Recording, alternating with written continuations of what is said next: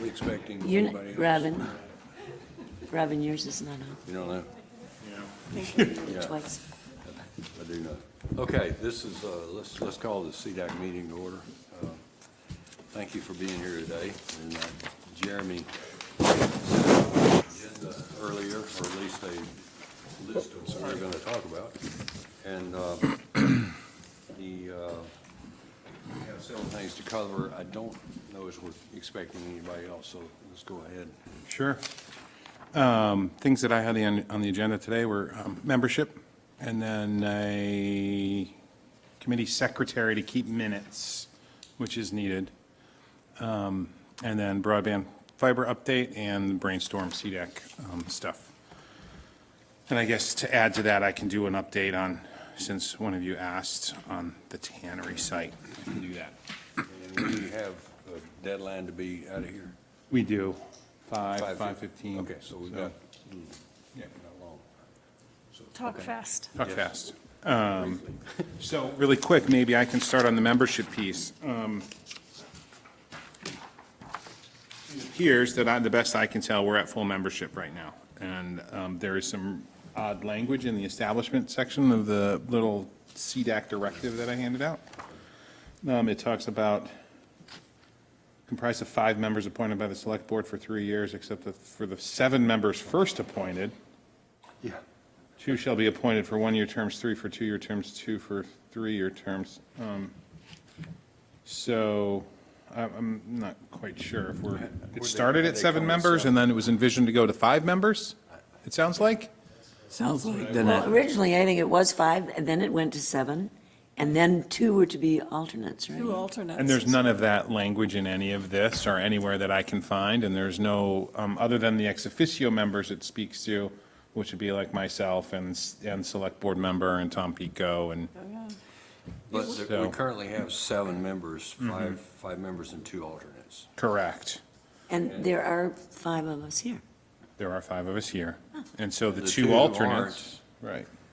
Or the alternates. Yeah. Correct. And, Alice and Jeff Sanders. Also, in reading this, those alternates, Smart. I mean, it defines when alternates can vote and that sort of thing. So I don't know if you got this package, but there's a whole package that came with. I could not read it all, I'm very sorry to say, but it was just Send too this, this darn would have long. been, No, this would have but- gone out when membership was needed to be updated, I think. And correct, it was Lyman? confusing because the only people that were on here were the ones whose terms were re-upped. look at this. So like and this, Meg- both in Oh, I guess we're off. She was wondering what the story was. I was talking to her. But basically, it talks in here about alternate members, and they can vote, you know, if a regular member is absent. and that Absent, sort of thing, right. Although they're encouraged to attend the meetings. So, Right. anyway, that's Yeah, kind of. and They were notified, right? Of the meeting? Yeah. Yes. Okay. And I guess for me, I wanted to just clarify, I needed some clarification because Paul Cavalli was on this committee. Right. And then when he left, no one replaced him.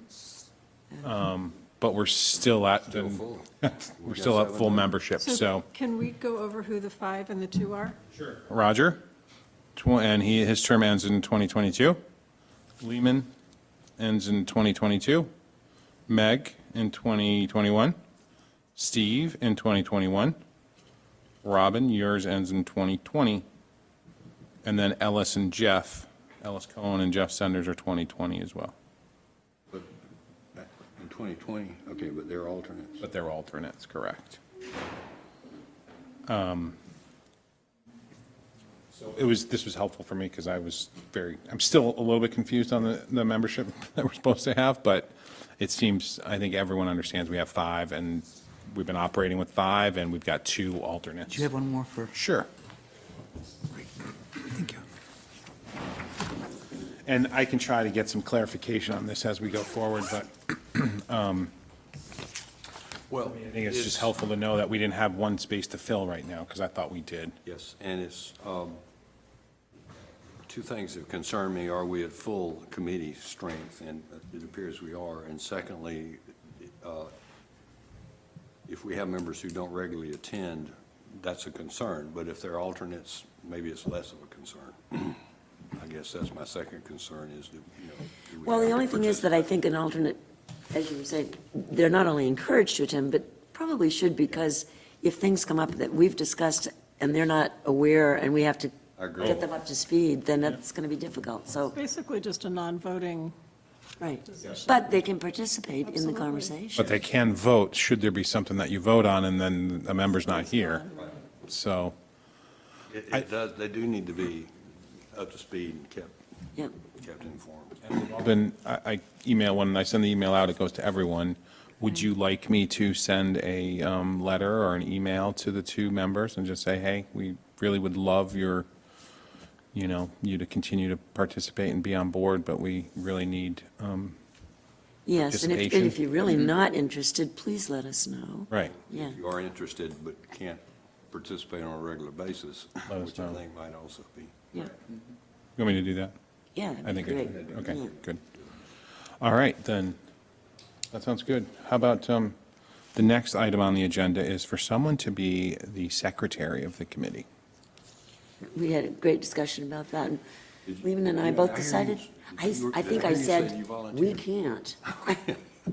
I can't write and talk at the same Think. time. Talk at the same time. Is this some town policy that Yeah, It we it always is. have- against in Yeah, terms of? it's in And this, I will say what's very helpful now is that we have, all of these meetings are recorded live on YouTube, so it's very, it's a lot easier to do now.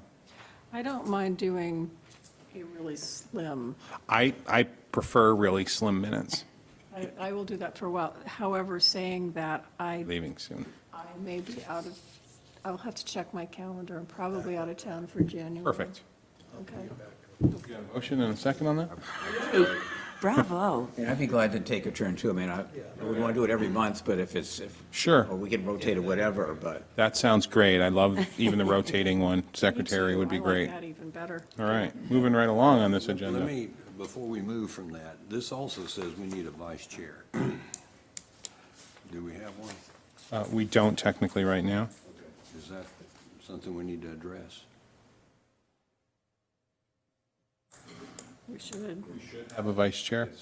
I mean, again, if we go with what this We says should. in the way of Yeah. committee steps. No, well, actually, I was just going to make a nomination Okay. for Roger to be vice chair. Well, actually, I was going to nominate Robin. We're going to play around the table. Yeah. But going around. Because I'm Weren't gone you for chair part of the this winter, at one too. point? Or vice chair or something? I thought you were, actually. Yes, actually, you were. And I don't think that we unnominated you, so No. I think you're still it. This way. I knew you were chair of the All in favor of Steve? Economic Vitality Committee. You were chair of that, and you don't do that anymore. Right. Were you willing? Steve, to- I will try to do all the heavy lifting for you. Okay, all right, now we can, thank you. Now we can move on. All right, thank you. So broadband fiber update. I know this has been one of the items that is on the, your work plan, and the select board really believes is important. So I have been meeting with, started meeting this, this goes back a number of months now, with Deb Hall, Rockport Select Board member, and John Beeman, who's from Rockport. And now recently, or no, for the most part from the beginning, Robin, you've been participating, and so has Lehman. Anyone else in that group? No, it's really, and Mark's been there too. What's the last one? in Rockport with Deb Hall. Right, you were? I was there. Yeah, that was before you guys started meeting.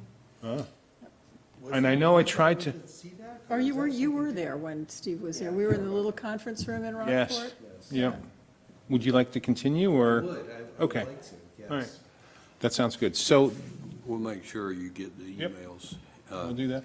In fact, we have another meeting. It's while I'm out of town. Was another meeting Yeah, scheduled, but I never got a Right in reply. place. Your work was done here today. Right here in my I never got a reply because I had to miss the last one. Yeah, we met last week, and we're meeting, that. we're meeting again in a couple of weeks. I'm out of town, but Let me find that here. I don't have my calendar with me. November 4th, Mark, at noon. Rockport Town Office. I think it's in the small conference Small room, isn't conference it? room, yeah. And so what we've been working on is, rather than trying to, figure out a way that we're going to bring fiber to every premises, I think everyone thought it was critically important that everyone knew, it was educated on what fiber is and what speeds are, upload speeds, download speeds, and everything, and the reasons why it's important in today's world. And this is kind of an ad hoc committee, multi-town discussion. And so the plan is to develop like 8 articles, educational pieces that would be put in the Camden Herald. In general, I think this topic will be cheaper, faster, better, or cheaper, better, faster, one or the other. Cheaper being the first word. First Better being, Because that's being the what last gets word. people's attention, or at least doesn't have them. And it would be really an educational kind of series that would be in the Camden Herald and likely hopefully the Penn Bay Pilot as well in the Free Press, where we would just publish these and it would just start creating awareness and people will be talking about, or at least trying to understand if they're reading it, starting to understand a little bit more about fiber and what it means for economic development, what it means for their own personal use, and what it means for big picture for the town, both towns in general. So that's the plan. And then once we have that done, then I think we'd have a much better survey done. And so part of this was I met with Fletcher Kittredge a while ago, and he just talked about having a survey done, community survey done, so that they could understand, so industry can understand what the take rate could be potentially in an area or in a region. And so if you have that survey done, it's much better to be able to hand that off to industry, or was it GWI or whoever else, and then they would be able to say, okay, this makes sense for our investment. And without that, it's hard for them to really gauge where they want to put some investment. Well, are they saying that they would put together the survey? Or No, that's something we that's do? something we would do. And so and this was a Rockport and Camden little group that met with Fletcher. And it was decided the best route would be to try to get some education out there first, then the communities, either Camden and Rockport together or separately, would send out the same survey so that we're all operating under the same information. So the committee that you're talking about is the committee that will put together this survey? That's at least the plan right now, yeah. Because you already have some good ideas of what not to have on it, right? Mm-hmm. From what you were Yes. talking about before? Yes, yeah. Okay. And Fletcher just really, I think, just stressed the point that you need to get the public to understand so that when they get that survey, they know how to answer it. Because I can get Netflix at my house, does that mean I'm good? Right? I mean, do I have good fiber in town? Is Camden Rockport, does they give us a critical mass that you need to attract some interest, or? Well, I think everyone is, they're all saying, I mean, the more people, more customers anyone would have, the better, opportunity for private sector to take over or to go from there. Then we have talked in this group, talked a little bit about the broadband utilities that are up and running. One's getting started in Millinocket, and then we've got the ones down east in Baileyville and down that way. So I think really what this whole effort is to just raise awareness, and then we can dive into those other issues later once we raise awareness and have a community survey done. We may find that letting industry and take care of it, or we may find that we should really look at a broadband utility, or we should look at other options. But I think everyone felt the best way to get there would be to do education first, so that we're trying to all come from the same knowledge base, and then do the survey, and then we would be able to go from there. So what kind of time frame are you looking at? So Camden Herald is on board to do this already. They're in support, and they'll publish likely 8 of these. And we got, I think our time frame was like in the next couple of weeks after we meet on the 4th to get them the first, Starting within like a month. right. We wanted to be able to have a handful of these educational pieces done so that They're just ready to go for the Camden Herald, for the editor. But we're talking about every other week. Every other Not week. every week. So Correct. if you do the math, it's going to be Right. Couple, 3 months, yeah. 3 months. Yeah. 3 or 4. Yep. If you think about it, every other week for 8 articles. And the first one would really introduce kind of the topic of cheaper, faster, better, and what fiber is, and then would dive deeper in each article, and they'd be about 500 to 750 words. And we'd get the space, and we'd be online too, and I got to reach out to Linda Clancy. She had called about doing it as well, so, at the Penn Bay Pilot. Maybe you need a picture with it. You know, people always look at. They do, Picture and that. yeah. I mean, like the committee working or something, I don't know, and they say, oh, I know so-and-so. Yep. I don't know. You have a picture of a switch, electronic switch. That would Overlooking be a enticing. headline being cheaper, faster, better. Yeah, Is something yeah. that carries Well, through there's on each something one, that 'cause that's catches gonna- your attention, you know, as you flip through the paper. Or like the old school rotary phone, and then, Yeah, Right. oh, I like that. and then on this side, you got your iPhone. Superimposed on a highway. There we go. We're thinking. Okay, I like that. Design on that? Well, yeah, because you could have actually a logo that each time they see that, they'll go, oh, it's another article about broadband.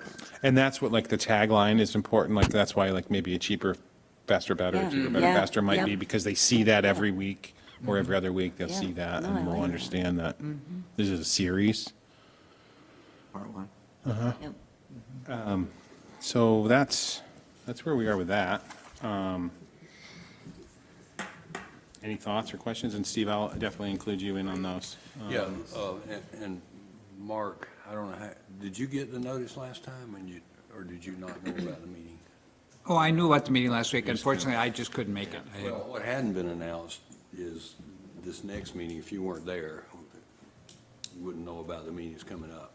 So obviously, you two now know about it. And I guess that's everybody. That's But we need to everyone. Just make sure. I will I missed send- a meeting, and they handed out something, and I get to the last meeting, it's like, I don't know what you're talking about. So we need to, and I think this is maybe Deb, but we need to communicate with the committee, not just the attendees. Agreed, On some agreed. of this. And sometimes I just get an email from Deb, but Yeah. I think everyone else is getting it, and they're not, so. Okay. All right. Any other thoughts, comments on that? I think it's a good start. I mean, it'll be huge to try to convey the message, let people know that this is, there's a neat, I got one, I was in Amman, Idaho.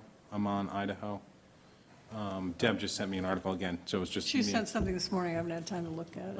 And it's the one place in the entire country that's doing fiber the right way. And it's town of 17,000 in Idaho, middle of nowhere, Idaho. What's the right way? They actually did a broadband utility, and now they've got fiber to every premises in town. 17,000 residents. It's pretty amazing. That's another email I didn't get, so. I Yeah. don't know, we should Oh, send she that. sent something this Yeah. morning. I didn't, Get that one, yeah. And, all right, so then, I guess we can talk about brainstorm CEDAC, and maybe before we do that, tannery update for Steve, asked the question. So remember, EPA has been working on doing what they call targeted assessment funds, and whether or not they would give us targeted assessment funds to look at the stream bank, the riverbank issues. That they have confirmed that they are going to give us, that they are going to fund it. It's no longer in contracting at EPA, and this was as of like last week. So they have awarded it to their contractor. Their contractor is now in the process of scheduling when they would come out and do that assessment work. we know who that is. Yeah, I don't know it off the top Okay. of my head. Okay. It's a large firm out of Massachusetts. And it is likely that it will be up here November. Likely The week of November 18th is the hope that they'll be up here sampling. And they're going to be doing sampling along the riverbank, and they'll be doing pore water samples. They'll not just be doing core soil samples, but they'll actually be doing trench excavation samples, which we've never done up here, which would be a really good thing, especially on that bank as you get, I mean, you see the stuff in the bank, and so just doing core samples every so many feet, it's hard to really get a good picture on what's there. So when we do a trench excavation, it'll be about a foot wide cut, up to 15 feet in length, about 5 feet deep likely, and they'll just, material come out, go adjacent to the hole, and they'll assess what's in that space. Like parallel to the bank? Perpendicular to the bank, actually, so coming away from the bank, going towards the site. And then we're also going to be sampling up on the property for the forever chemicals, the PFAS and PFASs. Those are the nasty chemicals that the state's been finding in wastewater sludge. And these tend to come from fireproof materials and, the Teflons that That's people use. not ever been done at the site? No, there has not been much of these forever chemical sampling done anywhere. Oh, okay. And I think that's part of the reason the state and the feds are wanting to look at PFAS and PFAS. It's nasty stuff. I mean, these are like the Teflon and fire retardant chemicals that last forever. So what happens if they find things that are really troubling? I mean, what's the next step?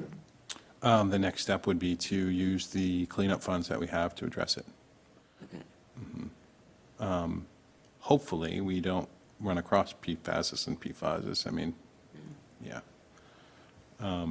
We do have the ability through McEd to get additional cleanup funds. So should we need more funds at the tannery site, there are other funds out there that we could probably tap into for this type of thing. But it's- I will say, if DEP is the one who asked us to do this PFAS and PFASs, and I would suggest if we find something that is off the charts, I got to believe DEP and EPA would come in to assist deal with the PFAS and PFAS. I mean, it's going to be hard to redevelop that site if we have some of that stuff. So it does put everything on hold and Yeah. delayed, It's delayed. and depending on what they it's- find. I guess it's delayed, and, yeah. Our EPA did say to me, because that was a question I had, I didn't want to get stuck in this predicament that we're trying to get better data to do a better cleanup, but then we're stuck to their time limit on trying to redevelop and cap the site. And so do we just throw up our hands and then cap the site and say, good luck developing it in the future? I mean, that's a horrible way to go. But they did say to me they would commit to extending the grant another year if we needed that, so we weren't stuck up on that deadline. So that was good. That said, money gets more expensive every day, so. I had an interesting conversation with one of the people from the farmer's market the other day about how it's worked for them, because he was asking me, are we going to have to move next year? And I said, very likely, and possibly back. And I asked him, how's the new site been? And he says their sales are dramatically better at this place than they were before, because they're getting lots more people than they used to get in town. So it's going to be a hardship for them to move. It'll be interesting to see where it goes from here. Yeah, no, I get that. I will say one option, so we had this solar feasibility study that went out, Rich Roughgarden did, and he's going to talk to the select board tomorrow night about it. In there, I did ask him to look at solar at the Sagamore Farm site, because out from. Tannery. At the tannery site, yes, at the tannery site, as an option for that property. So he has, at least estimated, how many panels we can put up there and what kind of solar production we can have on that site. Again, I wanted to look at every piece of property we had to come up with, a solar plan. One option there would be solar, continued farmer's market, and green space. I mean, that's an option. Another option out of that to include there, make a couple house lots or 3 house lots up front along Washington Street. I'm just throwing out, I mean, I think that's what it kind of needs at this point is just look at all options again. Because, I mean, there's a lot of resistance to something up there. I mean, I know there's a lot of support for redeveloping the site too. But if we can kind of kill many birds with the same stone, it may be not a bad idea to put some solar up there. But we'll see. I was especially thinking about that in light of having to deal with this EPA timeline and this deadline, because it's easy to put ballast-mounted solar panels up, and that's solar panels that are not, into the ground with a foundation or a pole augured into the ground. You do these with ballast mounts, and they sit on the surface, so you don't have to get into the soil again. And I was thinking of that in relation to what happens if we're stuck with this deep EPA timeline. So. That's, the solar there doesn't strike me as the right combination, but we can deal with that later. Yeah. I hope somebody looks at like the transfer station site when that's capped, because the kind of system you're talking about could just rest on the top. I mean, it'll be somewhat unstable as it settles and such still, but it's open space and, some acreage there that would Yeah. have an impact. There is. I mean, we were going to look at the Midco Solid Waste other parcel, I mean, the whole property over there. Yeah. We didn't go down that road. He didn't go down that road right now because that is not a town-owned property. There's many towns that are involved there, so, It's in Rockport, too. and it's in Rockport. Yeah. Yeah. It's a back part of the Lily Pond subdivision. There's Yes. 3 or 4 house lots in there that we bought. Yeah. And we are looking bigger picture at solar elsewhere still, so that's still out there. So if we can do something bigger somewhere else, then we may not have to do some of these smaller ones. But we were trying to look at all properties that we had available in town. And we're looking at the public safety building, roof mounted. We're looking at all our public works buildings, roof mounted out there. You're looking at the school. And school, and actually other large, other property owners in town that have large buildings, as another way to do this. So I have my feelers out in a lot of places and I have spoken to a handful of entities that have large buildings in town that do not have solar presently, and asked them if they'd be interested in doing solar project with the town. And the 2 people I talked to were they thought it was a great idea. What's in it for the property owner? Well, oftentimes you have to do lease it, lease the space. And, land leases on some of these aren't crazy expensive, and, I mean, these are roof leases. But there's some remuneration. I mean, they're getting something. Yeah, and the new solar bill or energy bill that was passed does allow community solar. So it's no longer, do you have to be like one entity trying to pull solar off? Now we can group a bunch of entities together and try to do like a community co-op solar farm. And that's something I'd like to look at, big picture for the town. I'm still working on, I'm hoping the Energy Committee and Brian Robinson take up a little more of it, and I think he's going to, is the Efficiency Camden program, where we use some funds that we have available to assist folks that meet certain income thresholds to do energy upgrades in their homes. And at the same time would include solar, assist people to do solar potentially on that. We're just trying to look at all the options. It would save people, I mean, I did an efficiency main program for my house, and it was amazing the cost savings that I got out of it. Not only doing the work, but actually I have it 1 year down, with my house, having to heat the house and cool my house in the summer, and it's amazing the cost savings I've seen in 1 year.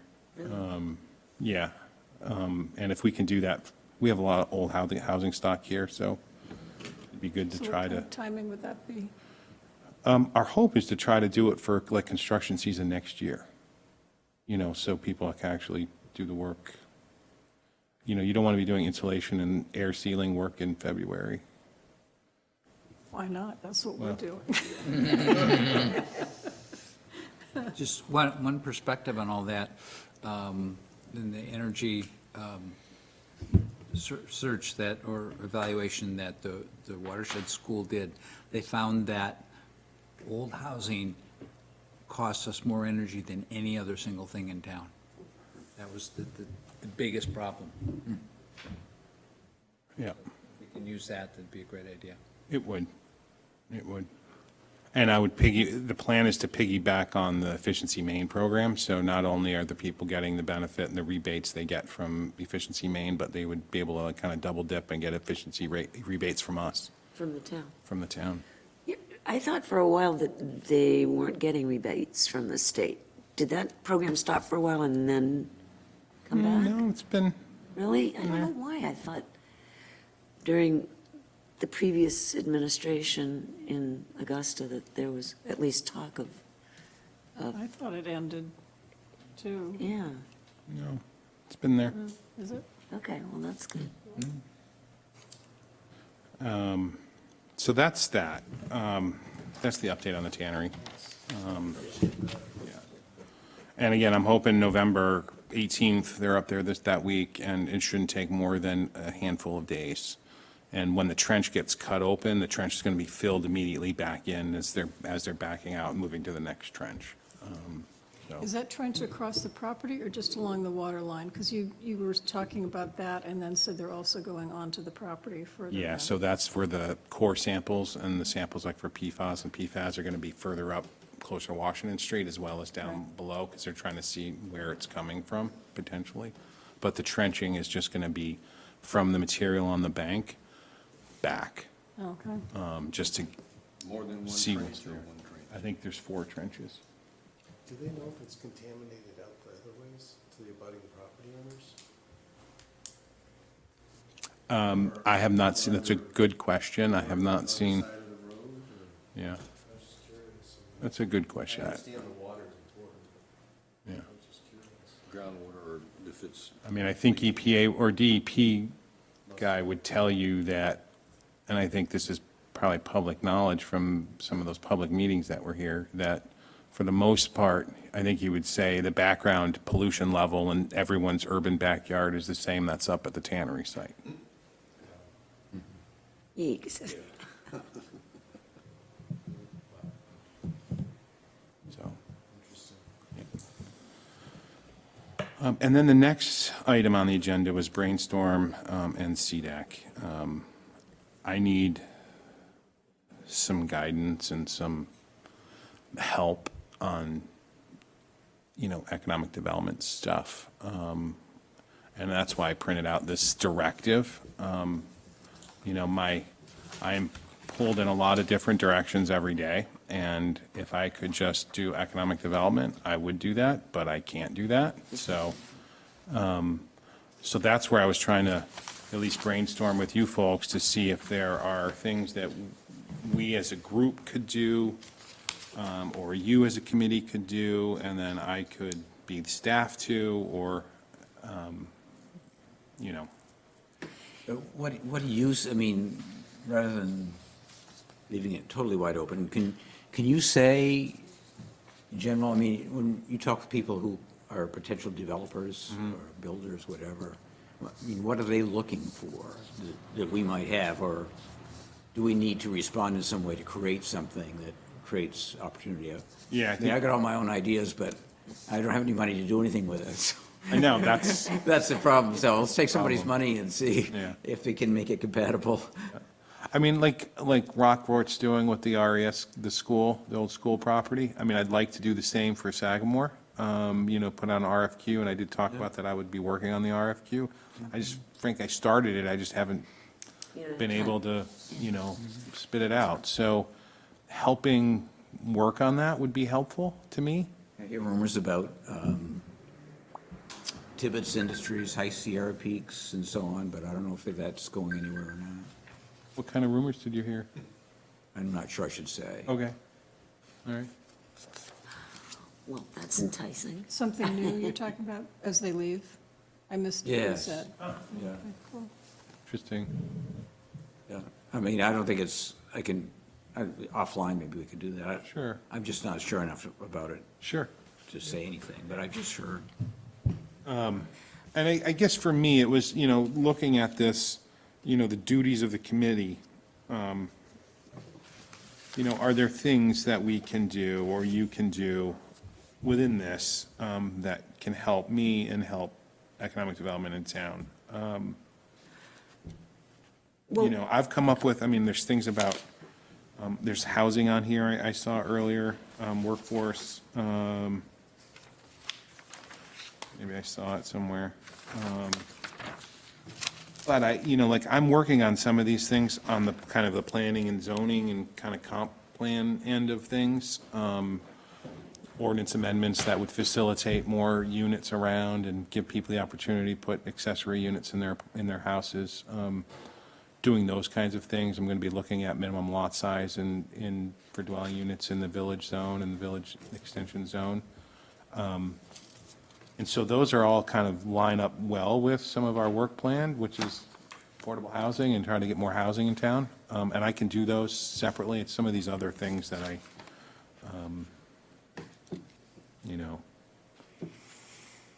help me with long-range economic and community development planning policies, and strategies that we can try to implement. It's tough, towns, we're not a CDBG community. We're above the, low to moderate income threshold. So it's hard for us to go get CDBG funds to do some economic development things. We don't have a lot of opportunities, incentives that we can provide people other than, the quality of place that we have. And which is an amazing place, but, I just need a little more oomph from you guys on this, I think, to be honest. Well, I think we need more, I understand nobody wants more committees, but I think, there's 7 of us, two alternates, 5 actual members of this. There's a lot of things I think we should be working on, but I think that we could bring other people in to have work groups. Like, we have a work group now going on fiber, and that's including people from Rockport. I think it's a great Why idea. don't we be doing one on workforce housing or looking at housing and affordability? Rockport, and be able to partner more. Rockport is looking at short-term rentals. Rockland has already done work on that. How do we look at policies on that? That's both economic and community development. Working with the downtown group that, see Cabbage is another thing that the network board was taking care of, which said the other day was a spinoff of this organization, which became also was a downtown economic group, and the design committee were the 2 prime things that I think came out of that for those of us that were during that long journey of that organization. When you mentioned all this to me the other day, which was so helpful for me to kind of understand a bigger picture history of how all of these different groups were created. So the design committee was set up, as I said the other day, it wasn't set up to just like make things pretty. It was set up to look at how do we look at the community and economic development in this community, and whether it's looking at an intersection or looking at 1- and 2-way traffic or looking at the public landing. It was how do we design those so that they fit within community and economic development goals that we have. And, we look at this parking lot, wherever we are, over here, that there was the conversation about earlier that, we were doing things through that group of looking at really short-term things. And my favorite example, which everybody hated, was looking at Chestnut Street. How could we make that a safer crossing at the entrance to Chestnut Street by bringing that in, bringing the curbs in? And so we did a demonstration project, and we looked at it for 3 weeks. Somehow that conversation went absolutely sideways because there was a white chain link or a white fence that looked like theater thing, and everybody focused on that instead of what that was actually doing, which was creating an area where we could plant trees. It was an area that created a shorter crosswalk. it didn't lose any parking. I mean, there was absolutely nothing bad about that except a stupid white chain that made that conversation go sideways. But this is something that also the design committee is talking about and looking Right. at. I mean, we're still working on that. But we don't have that connection anymore We don't have because any that, interaction with that. that connection got lost. And I think that if we're looking at community and economic development and our goal, our charge is to be making recommendations to the select board, and we no longer have any kind of connection to that. I mean, I walked down the alley, whatever we want to call it, by Cappy's. Harbor walkway, The harbor please, no walkway. alley. You know, that was another kind of a little bit beyond demonstration project. It looks like heck now, you know? But that's another thing that's happening. That's It a is major actually priority we're working happening. on. I have to interrupt for a second. Unfortunately, I have a son I have to pick up at school. Will you be back here for energy? 'Cause I'll be back at energy at 5:30. I'm not going to be for And I energy will bring today. up with Brian and find out where he is. Well, he and I have communicated today, and we met with Audra 2 weeks ago. So Okay. we're I think, in a good place. I'll bring it up anyway so you can talk Yeah, he about was it. going to talk about it a little bit. Okay. Yeah. And I did give Anita update on the streetlights. Good. Yeah. So know she I talked about talked with her and that I this know- morning. I know Bob talked to her about solar, so Yes. we're good there. Yeah. Okay, I apologize for being Awesome. late and No leaving problem. early, but Thank you. Not at all, Mark. sometimes you gotta do it that way. And my son's 13, and if I don't pick him up on time, oh, Price to pay. it's a big, big problem. Thank you, Could I Mark. circle back just a bit? I mean, I'm still thinking about existing spaces. Uh-huh. I mean, Knox Mill's still got some space, and I don't understand going up the hill. There used to be that church in there, and where they have a long-term lease, it's all like shuttered. But the In the mill space. building. Yeah, Which church? Oh, the space yeah. just sits vacant. Which church? Well, Oh, it's the it's one that like the- moved out to the corner of Cross Street and West In Street in Rockport, Rockport. yeah. The Church of, Is it something Going up water or Washington in the water? mill where all the condos Water are, but on or the first Church of floor, Life there's or a something. large Yeah. space in Oh. there, and there was a church meeting in there for quite a while, and we did some meetings in there as well. Well, I will say, Next to 40 paper, right? Right, beyond it, yeah. just up. Just yeah. up from there. So I mean, there's, I don't know, I would say there's probably 5,000 square feet there. yeah. And- I mean, there's someone came into me because I'm talking about, zoning amendments and things to tweak, and someone came in to talk to me about allowing residential on those first floors over here, which we can't right now, and I told them, I said, I'm not going there. I'm not going there. I mean, I saw one of the buildings out here, the windows are getting fixed by a Yeah. person lived there, and I said, that's a good sign, maybe somebody's got an apartment upstairs, but, I mean, the Knox Mill stuff, the third floor, second, third floors here downtown, I mean, how was the occupancy on that? And I don't know all these Either numbers, on all this Morse occupancy and- rates. And I'll- I think there's a lot of existing spaces. We don't have to create something, it's there, we just have to find Great use. space down over, upper stories, but I don't know what it's used for. Yeah, that's true. Yeah. But to go back to what I was saying, that all fits into what we were doing for the network board. We were looking at that downtown space, and we've kind of lost that, excuse me, my phone ringing here. Well, it sounds like the design committee should have some kind of a get-together with even a couple of members from here, and Are you on the design I committee? am, yeah. Because we've lost that connection. I We've know. lost that downtown Cabbage connection. I mean, I've gone a couple times, Lehman, you've gone a couple times, Jeremy, I don't know if you've gone, we haven't Been been, in a year. I've got To a what, the conflict. Connect? Yeah, I've got a conflict every Wednesday. I haven't been either. I've not been to one. this Thursday, which is with wine at 5 o'clock on I Thursday. know, and I can't make it. Can't make it either, but, they're trying, and I've worked with them a little bit over the course of the past year. They want that connection back too, and so Right. we should be, there's just Yes. these things that have gone away that I think are really important economically and community-wise. Well, that- I mean, I think it would be good for this committee to know what we've discussed in the design committee about the things that you were just talking about, and that we do have some plans. I mean, I can bring it up to Deb and see if, we can, do you want somebody, maybe she could come to our next meeting? Yeah, I and think it's tell us helpful. about- I mean, I think it's helpful. It's interesting, this other ex officio member who's supposed to be here is a member of the planning board's business development subcommittee. Oh, didn't know they had one. I didn't know either. Well, we used to have a member from the planning board coming. Right. Jeff? No, who was the former chair? Yeah, Lowry? Lowry, thank you. I get confused now with Lehman and Lowry. The names just. Oh, dear. I don't Well, they're confuse- both tall. I don't confuse you, it's just the names come, they're both two unusual L names.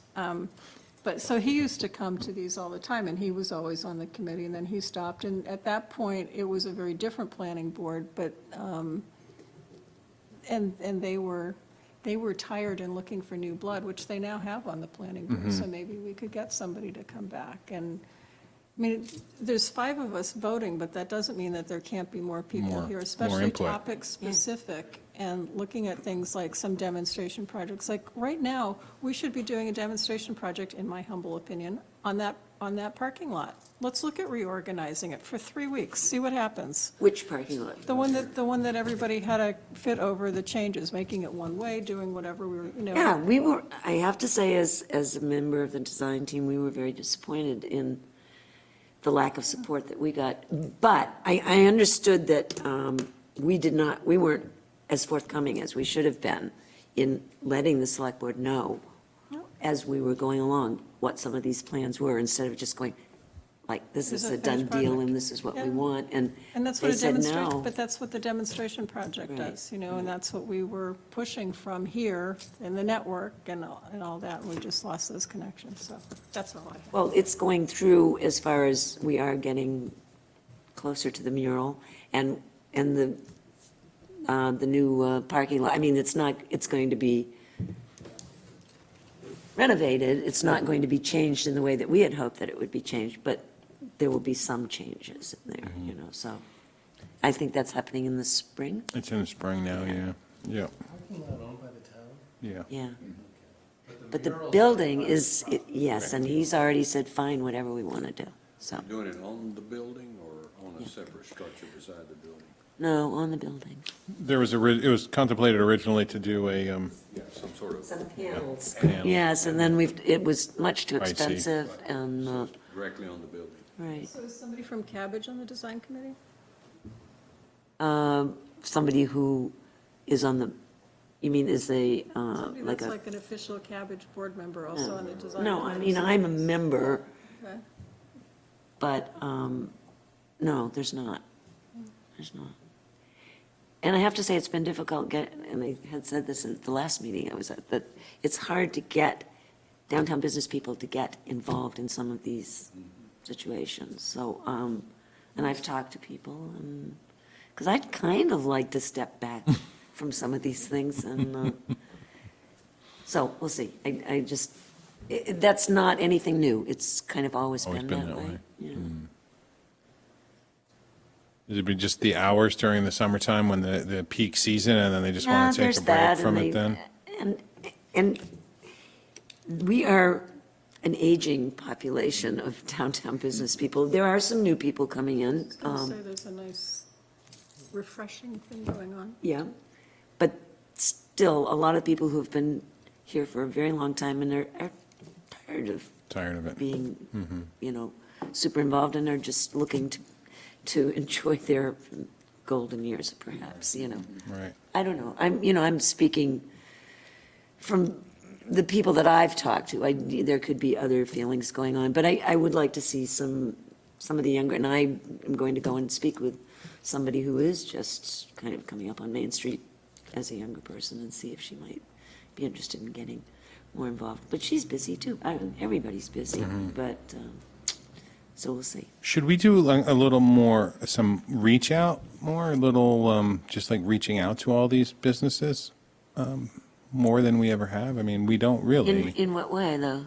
Just that we seek their input, we seek their thoughts on economic development or what we can do to make downtown Camden a more attractive place to open a shop or live and work and play and all that stuff. I mean, I think going to those Coffee Connect meetings would go a long way as a start. okay, Even if we rotated that, and different ones of us went to Yeah. that, so that we were. Yep. It's only once a month, yeah. It's once a month, and just make sure that, we're all connecting down there, I think would make a big difference. I've always felt like, well, back when Connect got started, it was a town function. Now it's not. And so we've lost, so there was always someone there from the town, elected officials, staff, that was kind of interacting with the merchants or the people who come to that. And now we don't have that. And that's something that I think that's an opportunity to communicate with, businesses in our community that we don't have. We being this committee and the town, just going and saying, Yeah. Give me 5 minutes of what's Cedac working on. Yeah. What's Yep. anything. Well, the I will town's commit, I will involved commit with. to doing that. I will. It's something that's missing, and that would be one way they hear from the town and Yeah. this community. Okay. And have something to say. I mean. The if- last one at the first I went to, and so I gave a little update on what's going on here, so, Yeah. that's. And I went, only I didn't go to the event, I actually went and chatted with the guy. With Jake Miller. Afterwards, okay. Yeah, from the bank, and had a great conversation. He's a nice guy. He's the head, I guess he's the chair of. He's the chair of Rockland- the board of, the he's chair of the Rockland Rockland Main Street. And so he gets it, and he knows, he's a good guy to interact with, and I think we could. And I think that, because you brought it up like that, I mean, one of these directives was talking, like, look regionally, as I saw in here, maybe I read it into there.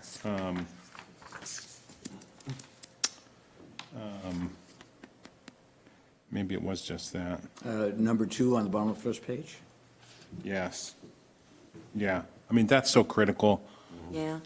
I mean, so many times each town tries to operate in their own little silo on how they're going to make the economic development work for their town. I mean, the reality is it's regional, and it has to be regional in this This area. happened when, I don't even know how long ago it was now that the chambers joined together. And there were a fair number of people in Camden who did not want this to happen. And I always thought it was a great idea because, and I think it has proved to be a very good idea.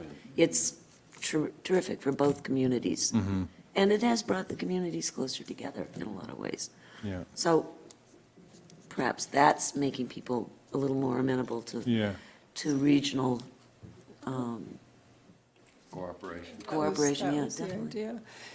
So there used to be a monthly meeting, and maybe we could suggest, which I don't believe happens anymore, but maybe we could suggest it as a quarterly meeting, and Tom Kittredge would come, and it was several development directors ago in Rockland, and it was Brian Hodges, and I used to go from the chamber, and it was We were talking about Jamie this.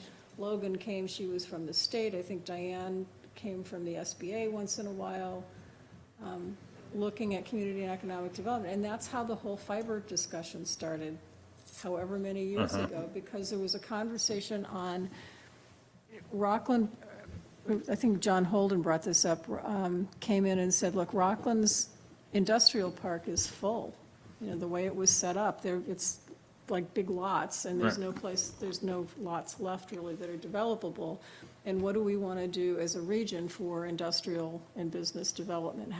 Can we create another space, and can we look at it regionally, because there's no really big tract of land? So it's Union, Thomaston, Camden, Rockport, I think Lincolnville, Rockland, Owl's Head, we all sort of got together. Val Blastow was there, I think even Waldeboro was there in the beginning, looking at, is there some tract of land someplace that we could create some kind of a regional authority that would have something that would benefit all our communities? Because having that business park, wherever it is, would be bringing in people all over the place.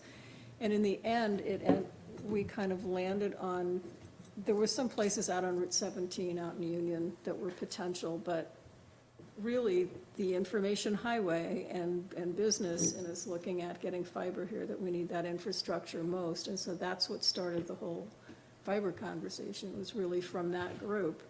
And then we had meetings for a year and a half, having different speakers come in and everything else. So I think, if we're looking at regional, my guess is people are willing to do it. Somebody's just got to say, hey, let's Sure. have the meeting, All and right. even do it quarterly. Yeah, you know. well, I'll work on something like that. I think that would be Well, it sounds helpful. now like you're getting more jobs instead of less, Jeremy. Well, that one, I can at least make the connections with some folks, Yep. to start that and bring this idea back. And having the conversation, those short-term rentals, I went to Rockport's short-term rental conversation, it was really interesting. It was a select board, just did a work group and had people come in. It was funny because the people who came in and spoke were basically owner-occupied units, which isn't what everybody's trying to regulate. People are more trying to regulate somebody coming in and, creating the dark houses and how do you do that? Those people didn't show up at the meeting, but it was a lot of interesting stories of people using their properties and income, and so, I think that that's a conversation that as we look at, another thing that should be regional, let's even the playing field, in a lot of places, and we could be, might be differences by Yeah. town, but. That is an interesting topic. Just today, I got an unsolicited letter from a property management firm guaranteeing me $5,000 next year if I rent my house out on so many weekends. Really? Local? No, it's from like Washington. Ah, And I'm talking Washington. DC? State. Oh, state? wow. Wow. I should have brought it. I think I ripped it up. Yeah. You were so mad. You're like, oh. I'm not cleaning my house every week. I mean, so you don't have to clean it. They'll bring someone in to clean it, I'm sure. Maybe it's worth it. That alone would make it worth it if they want to come in and clean my house. I will say on the short-term rental piece, I had a meeting with the select board this morning on work priorities and ordinance amendments for June, and that one is not on the list of things to do for June.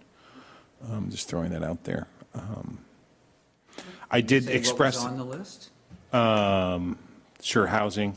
I'm trying to do some housing amendments, like minimum lot size for dwelling units. But that's a big piece of housing when we're looking, I that is a understand. piece of housing. And I also think that, yes, directives should be coming to us, but our job is to be sending things up the pipeline too. I hear that. I will say, when I told them, because I speak to folks from the Lodging Alliance every so often still, after they had their big push and they drafted an ordinance and everything, and they gave to me, Freeport and Bar Harbor. Freeport has an ordinance now. Bar Harbor is looking at amending theirs. Bar Harbor, and I think it caught the attention of the select board when Bar Harbor just had a study. They hired one of the firms that does licensing, one of these host compliance or whatever. They looked at all of the rentals in Bar Harbor. 1/5 of Bar Harbor's housing stock is Airbnb. Wow. 1/5. Oh, my God. I told that to the select board today there, and I think they were all pretty much like, whoa. Yeah. Because that's huge. Yeah, it is. Can we have a presentation here from that lodging group and what Deb and I talked about that probably a year ago, maybe having her come in and do a Sure, maybe we presentation. can ask Deb Dodge to come in, and when she maybe talks, if she wants to give a little spiel on what the downtown design group's been doing, design team's been doing, and maybe do a little spiel on that. Does that make sense? I can ask her. Yeah. Are you going to talk to her about the design thing? Connection? Because I will have us both approach her. You can do it then. I'll do it. Yeah. I'll do it, because I did tell her I was going to get back to her on this Okay. STR thing. She has a big interest in housing She does. and worked on that piece, and I think that's why she got involved in the Airbnb, but I think that's why she got involved in the short-term rental conversation. Yeah, I mean, so as far as the list that I'm working on, accessory apartments, working on that, to allow those in more zones. Right now, we don't allow accessory apartments in RU1, RU2, or the coastal residential. And an accessory apartment is an apartment that's 600 square feet or less, dwelling unit, that's either attached or it can be detached from your house, 600 square feet or less. Self-sufficient? I mean, it's contained. Small, it's 600 got square foot everything in it that it needs. max size, Garage kind of thing? over someone's garage or, yeah. So you don't allow this? We do allow them, like, the village has a lot of them, actually. That's what I'm asking. Village Extension has them. And other zones have them, but we don't allow them in RU1, RU2, and the coastal residential. And we also have, there's a, in the definition section of it, it says that the owner of the property must reside in the primary use structure and not the accessory structure.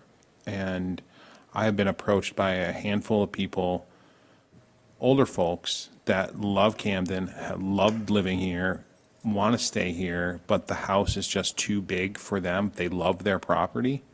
They don't want to sell their property, but they want to still live in it, but they want to rent the house out to a family, and they want to live in a small accessory structure or accessory unit on the property. Right now, the ordinance doesn't allow for that. It says you can only rent that other property, not your property. So the select board was fully in favor of moving that forward.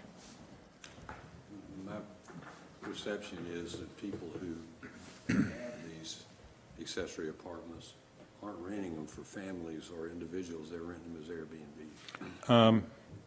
Yeah, I mean, I looked at that a little bit, and the ones that I'm aware of, accessory units that I'm aware of, they're not being Airbnb. It does prohibit, the ordinance specifically prohibits that it says it needs to be their permanent residence. That's, okay, good. It does. Because that's something, I mean, it would make sense to me to be bringing in that whole short-term rental into that. I mean, I know our old house, several old houses that go up on Chestnut Street, the owners are from Massachusetts. The apartment over the garage is their vacation home. They're here weekends during the summer and then not during the winter.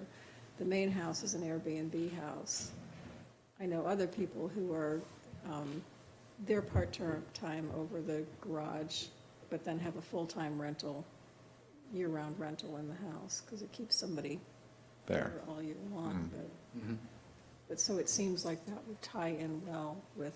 looking at And I short-term. think likely, I mean, knowing how conversations go on all of these issues, once you start talking about something, it spirals into another conversation, or at least starts the conversation somewhere else. So I would suspect, you're right, I mean, I would suspect this short-term rental piece will come up when we start having hearings at the planning board and the select board on it. Just feels like, and I know I was told this by a select board member, or prior select board member, oh, you don't want to go there, you don't want to open that can of worms, but the can is open, It's wide open, yeah. you know, and it's like this elephant in the room that nobody wants to talk about, and it's huge, and I'm not saying I'm against it. I'm not saying I'm against short-term rentals, just looking at how do you incorporate them into the community. I think it brings a demographic that isn't going to spend $1,000 a night to stay in a hotel. So it's expanding the demographics of who come in here. I mean, I think it has some really economic benefits, but it also has some community Tax. downsides, and we need to figure out how to balance It's it. very hard to police that, I would think. I don't know how you can possibly, I mean, other ways towns have done it is you require registration, and then you hire out, you contract with a firm like Host Compliance. Another one used to be called STR Helper.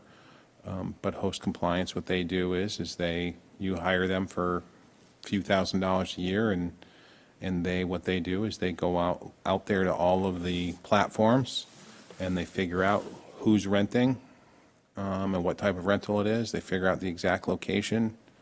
Because if you and I tried to do that, we couldn't do that, right? If you tried to search Airbnb, you don't get to know where that property is until Right. you book it, right, right? yeah. They have a way of doing it before booking. So you can tell who's. So you can tell Yeah. which properties are, yeah. Okay. And it's like a few $1,000s a year for that service. That's They something could- the town would, Yeah, the town would Yeah. have, that's how you do it. And then there's other levels on top of that. They can handle the registration piece too. They can also handle the enforcement piece. I mean, it's pretty wide open. But, towns are registering short-term rentals. They are doing that. But, like, I'd rather see a region doing it than just one community versus another. I mean, Belfast has this issue, and they're not touching it at all, short-term rentals at all.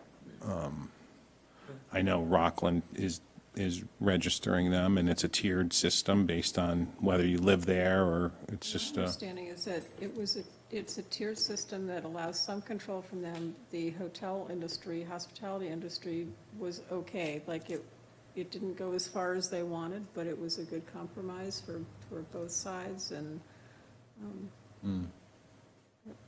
I was saying the other day, when we lived in Portsmouth, we were in a attached house. It was 6 houses, and all attached to each other, a little row house. And for banks, this was the bank saying, if you're gonna buy it, no more than 2 could be rented. So if there were 3 rental units, they weren't gonna give a mortgage on one of those other houses. So that was private industry regulating it.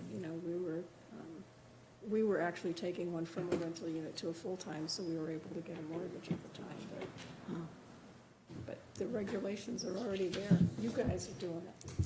Just to be able to sell those Yeah. into the secondary Yeah. market, those mortgages. Yeah. I know we're leaving soon. One thing I did want to bring up, and I don't know if it's a Cedac issue, priority, or of interest, or we should be aware of, is the dam issue, the Montgomery Dam issue. I feel pretty strongly about it, and I don't think enough people know what's going on to know, An opinion? to have an opinion. There are a lot of opinions, and I'm hearing Opinions, a but they may ton not of be opinions about, do not do this, from local people, and I'm not sure the town is aware of that. And it feels like, and the articles that come out, it feels like it's kind of a done deal that it's going forward. And I think the town has to weigh in. I think the residents have to weigh in on what they want. And if this is what they want, great. But I think it's important. yeah. I No, think hear it you. matters a lot, and I don't know if it's an issue for this committee or not. No, I but- think it's good to bring it up. I Okay. do. And I will certainly share it and see where it goes. I mean, what I can tell right now, and I mean, these feasibility studies that are being done now, I think will hopefully lay some groundwork, just kind of lay it out there on what is actually proposed, because I think right now there's not enough information yet for people to understand Right. what Montgomery Dam removal means, right? Like, how does What it effect change it and will what it have. affects? And Yeah. I don't think there's enough information out there yet, so I think, as I understand, and I've read through some of this stuff, is that's what we're trying to do at this point, to get more, have more, and better information out there so that people can make a decision. But I mean, I hear you. I mean, I think at some point, if we go do all this work, spend all this money to do it, and, 80% of the town says, no, no, no, no, no, Right. that's, Yeah, and I think we need to know that. you I should mean- probably know that sooner than later. Right, and I realize that most everything that's been done so far has been paid for by grants, which is great, but it's also, that's a lot of time being consumed if nothing is going to be forthcoming. And, yeah, there's a I lot of understand. sentiment about the falls, and there's concern that there won't be falls if if the dam is removed, and. Well, or if- I would suggest that, I mean, the elevation of the river and the elevation of the sea is such that there will always be Water headed down. There will be a heading flow, down, yes. right? There I will mean, it's always not be a gonna flow. It's not going to be like, No, I understand that, No. but there's not going to be the same, there won't be the it basin. won't look like it does today. Look like it does Right. today, yeah. Right. And I think And I that think we're- matters. I think the aesthetics of this town are important. Important, sure. And not just for the tourists that come, because I hear it thousands and thousands of times. This is the most unique site that they've seen of a waterfall going down into the harbor. You don't, think of how many waterfalls fall into the ocean. Into the ocean, I It's know. rare. I know. So, I mean, when it comes to saving money by removing the dam, if that's the reasoning behind this, then I think the other part of it has to be considered, what matters. What's the cost of that in? Yeah, exactly. And it isn't, like I said, it's not just the tourists, it's it's the people that live here too, that have been used to it for the last 100 and however many years that it's been going. Yeah, no, it's fair. So I think it does matter.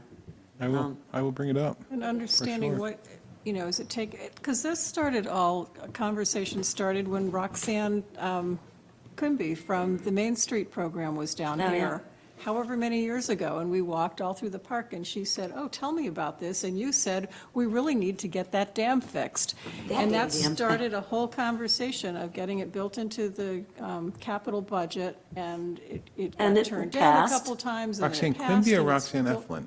Roxanne Quimby or Roxanne Eflin? Eflin, excuse Okay. me. I'm sorry. You were, If it was you went Roxanne Burt's Quigley, Bees she for a could have funded second. the I whole know. thing. I was like, where'd she go? There's Bring her three- back. There's 3 Roxannes in the world that I know, that have to do There's with probably more economic than that. development. Well, there's 3 that are economic development. Yeah. So that started that conversation, and it was about fix the dam, fix the dam, fix the dam, and then all of a sudden it went fishways and take the dam down, and I personally don't understand it. It's my own fault for not getting into it more, but what, does a fishway happen and you keep the dam? What happens to the thing? I took somebody down there for coffee one day. I said, oh, let's go down there and have coffee at the deli because it's so pretty down there.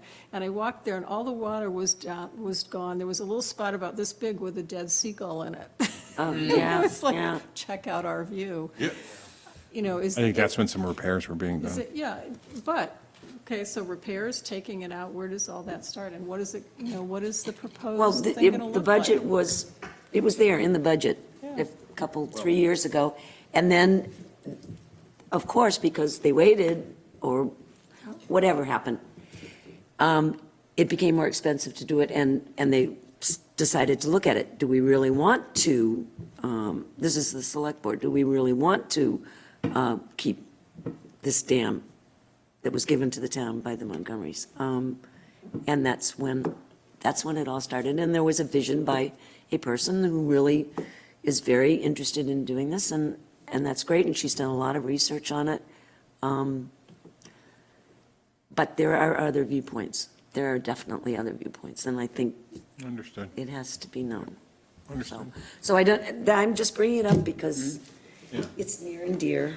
And Here's one other thing, and I guess I'll mention it really quickly. And it's, some of these economic development things happen, and I can't share sometimes some things with people, or the timing of it. But there is an item on the agenda with the select board tomorrow for deauthorization of a portion of the harbor, federal I read about it. deauthorization of the I didn't really harbor. know what that meant.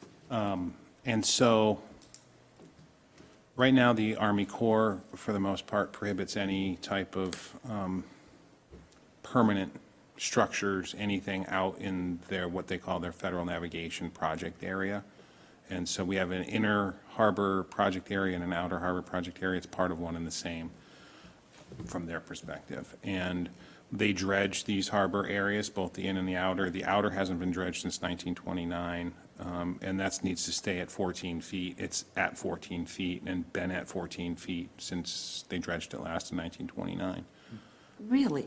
That's amazing to me. The inner harbor is very different, so that gets dredged. We have maintenance dredges quite often on that, and that needs to be maintained at 10 feet. But if you remember a number of years ago, I think not, like 2 years ago, the harbor ordinance was amended to allow Lyman and Morse to do a finger float dock system near their travel lift. And that went to town vote, and it was overwhelmingly supported by the town. They tried to build that out. Unfortunately, the Army Corps wouldn't let them because they were getting into that navigation area. And now, keep in mind, there's a channel, right? That's the channel that the town says, this is the channel within this navigation area, and we define what that's going to be, how wide it is. And Steve Pixley manages that for the most part, and that's where boats you can't moor a boat in there, you can't put a float in there, you can't put docks in there. Outside of that area is this other area where we do have moorings, but we don't have docks and piers and structures like that. So Lyman and Morse could not do their pier float system that they got approved 2 years ago to do. Without this change, they can't do it.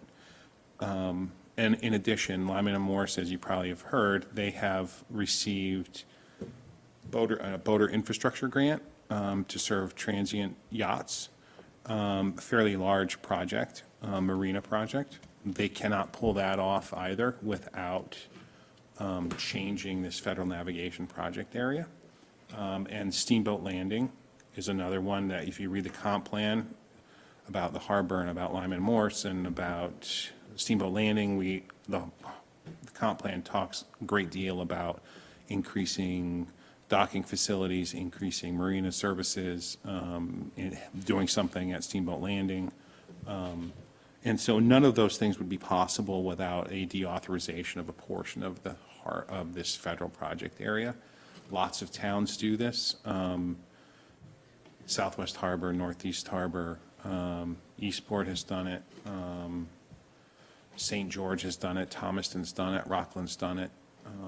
A lot of towns do this. Either, some towns, Thomaston went to the feds and said, we want to deauthorize the entire area. So you guys are off limits. This is our harbor. We're going to dictate how the uses are going to be in the harbor. And how this happens is through the Water Resources Development Act. So it's called WRDA, W-R-D-A. It happens generally every 2 to 4 years through Congress, and that dictates the Army Corps what you're going to spend your money on. And so the only way to get into the WRDA bill is to get something to congressional delegation that says, Town Selectmen, or Town Select Board in Camden would like you to deauthorize the certain portion of the harbor.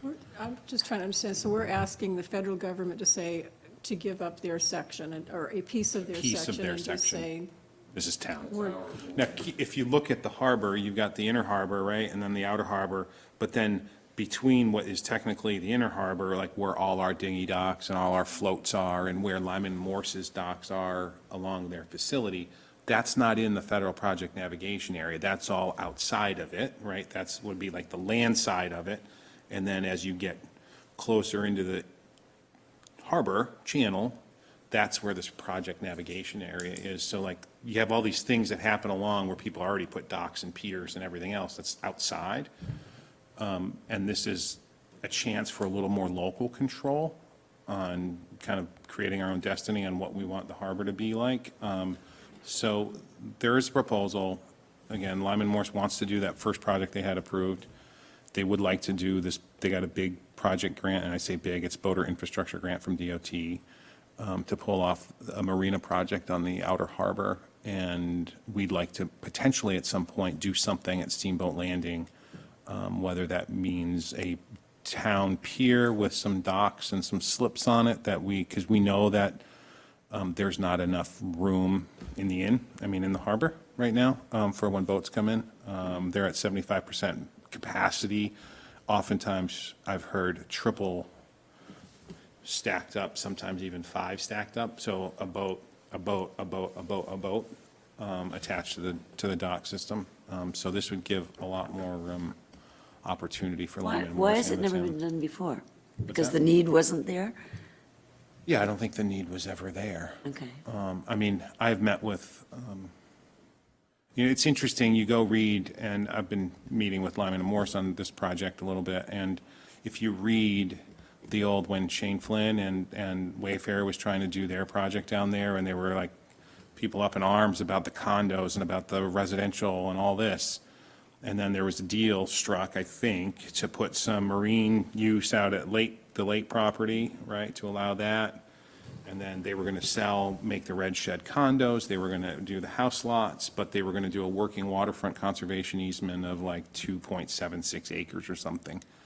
So pretty much that project was going to make that whole side of the harbor residential for the most part. They've got over 8 acres out there, and we were going to do a conservation easement on working waterfront of 2.76. Lyman and Morse appears to be here for good, and they want to be here. How's Some the things harbor need to committee? change in town to How's the facilitate harbor it. committee on all of this? So we have a new harbor committee, No. right? So it's kind of an odd thing. The former harbor committee is well aware of this, and all what was happening. This new harbor committee hasn't been brought up to speed on it, frankly. But unfortunately, we have a November 1st deadline Wow. to get something. And Well, this is a it's not even a select November. board issue. Yes. They get to make the decision, Yes. correct? Yeah. Okay. It's not, It's it not a doesn't come town up before a vote, vote. right. Okay. Wasn't that matched up too with something of breakwater because it's rocking and rolling out there in the outer harbor? That's another one that we haven't attached this to that yet. And so the Army Corps is interested in doing, they made a federal interest determination that the Camden Harbor needs a breakwater. And they had a couple of different options for a breakwater. It's amazing, when that storm came, thank God with that storm, when it hit Northeast. Last week. last week, but when I went there, and thank God it didn't hit when we were at high tide, but it's amazing to sit at Steamboat Landing and watch what happens to the outer harbor. We have never, ever spent a night on our mooring out You there. can't. You Haven't spent can't. a single night out there. It's not possible.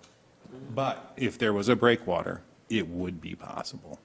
So you could have all those people, I mean, I know like Belfast Harbor, I mean, there's so many people out on the boats all night long. I mean, they're out there. Rockland, we used to be out there and our mooring there, we were out on our mooring all the time, no matter Mm-hmm. what the weather was. The only thing is the northeaster here is good. You're a little protected Yeah, out of the north, but. yeah. Be interesting. It's interesting stuff, but it's all happening really rapidly, Yeah. unfortunately. Do you have a feel for how the select board is feeling, or? I'm sure, but Okay. we'll see how that All goes. right. But as part of that conversation tomorrow, I mean, we obviously don't have a lot of information as a group here, but I mean, it seems to me like that's something to be conceptually supporting. Sure. You know what I can do is I can send out to you, I'll try to do it tonight, a memo that I sent to the select board and include it in their packet. Janice is going to put it in their packet today, I so, don't know if we do or not, but I'm just saying, it just seems like for you to be able to say that, you know, conceptually Cedac has gotten this and they support this. You know, there was such an anti-movement against that being residential and making sure we keep it working waterfront, and it's such a big part of our community, and, you know. Do you think we need more information to say that, or can we say something now? I don't know, that's what I'm asking. I mean, we. think a statement of you generally support something is a good. I'm very willing to do that. I don't know how, do you feel that way? I think it's really important to Something we the, need a motion on. You would. If you want it for tomorrow night, I mean. Yeah, you would need something. well, I'll like make a that. motion that we show general support for the concept of, yeah, That's perfect. okay. Second, discussion? Anybody? No, I'm glad you brought that up. That's, because I It's think huge. they're very important to our community, to our harbor I community. think what's important is that I think some people think that they're doing fine and life's grand, but, you know, you need to grow your business. I mean, you need to Competition grow all your up and business. down the coast. And that's what I'm hearing, is the competition up and down the coast. I mean, they're competing with Rockland, they're competing with Belfast and Portland. And So that's important. And they're also, talking about a large, they are talking about a redo of the whole bean yard, too, as a part of this, Ah, with, yeah, which is pretty neat. I think a lot of people who live in Camden drive by the harbor and think it's pretty. You know, it's something that we're used to looking at, but when we talk about highways, you know, we've got Route 1. Yes. A lot of people come into the this harbor highway, for that's our that. front door. I think that was a great point Yes. you made about that. I mean, who said that? we're on our way out. Coming in, or who asked the question, Roxanne? Was it Roxanne Eflin who asked that question? She asked how we look at the town from From the the harbor. harbor? I was Yeah. just saying that. Yeah, Just what a that- great- because I think Back we- on, before we adjourn, we're back on for our next meeting on November the 25th. Is that sound right? Lan, Oh, that's my birthday. All right, we'll have cake. celebration. November 25th What next week meeting. is it? It's a Monday. Oh, yeah, it would be. And that's at 4 o'clock. And on that Thursday, you can celebrate with turkey. Yes.